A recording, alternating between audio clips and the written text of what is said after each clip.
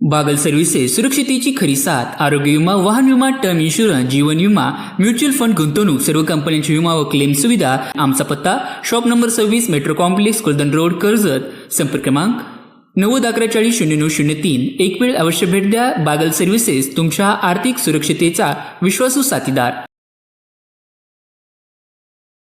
भारतीय स्वातंत्र्य दिनाच्या 80व्या वर्धापन दिनानिमित्त 15 ऑगस्ट 2026 रोजी राशीन शहरासह परिसरात अत्यंत उत्साहपूर्ण वातावरणात ध्वजारोहण आणि विविध देशभक्तीपर उपक्रम पार पडले. प्रभात फेऱ्या, राष्ट्रगीत आणि भारत माता की जय, जय जवान जय किसान, वंदे मातरम, हम सब एक है यांसारख्या घोषणांनी संपूर्ण राशीन नगरी दुमदुमून गेली होती.